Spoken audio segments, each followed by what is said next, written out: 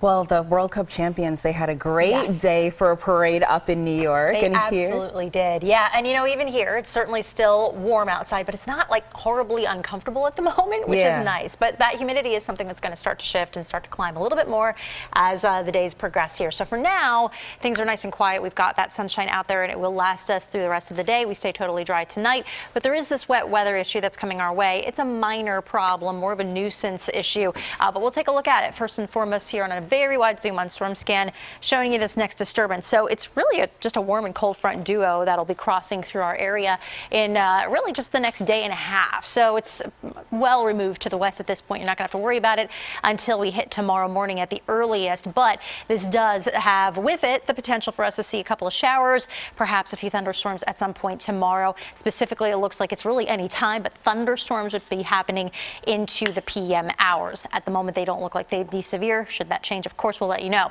Got to take you down south, though. We've got some tropical action that we are tracking at this point, and this is an area of low pressure that is showing lots of blossoming signs of development. So here's the latest in terms of what's going on with this. At the moment, it is still coined potential tropical cyclone 2.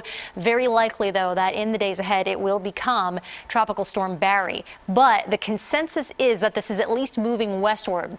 When or where it will eventually make a right-hand turn is still somewhat up in the air, but of course the closing in on that window in the next few days is really going to help determine who gets hit the hardest. But regardless, widespread flooding, rainfall, and some strong surf along a good portion of the Gulf Coast in the days ahead. And I bring that up just because it's newsworthy, certainly, but also if you've got to travel down that way, you really need to be paying attention, though there are no direct impacts on us whatsoever. Taking a look at the storm threats, though, from the fronts that I showed you in the northern high plains, as those cross through, the main issues are heavy rain and lightning.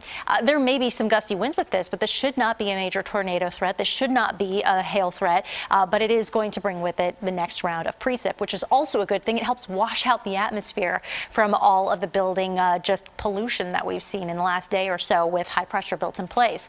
We'll take you around the resorts really quickly, looking up at the Poconos. Lots of sun up there.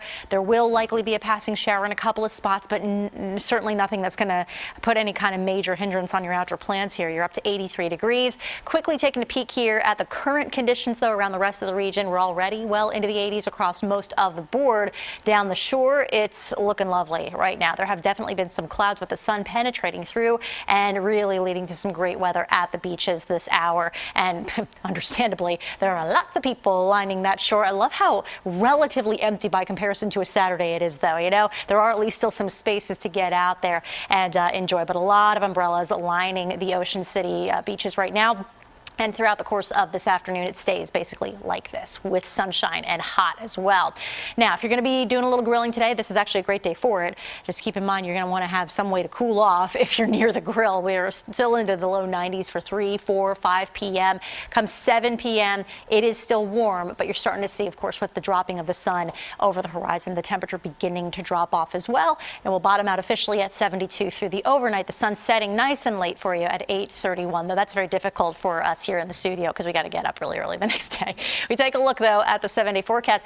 Lots of consistency here. You're right around the 90-degree mark on a day-to-day basis. So tomorrow, to recap, showers and thunderstorms, not a washout. Anything that comes through is scattered but locally drenching, and especially looking at storms for the PM time frame that could linger into Friday morning, and then we clear back out again, which is good news for Summerfest since, of course, we're going to be out and about, and it looks like we're going to be back in the sun, just very hot for the PM gang. And just in time for the weekend as well. Absolutely. All right. Thank you, Katie.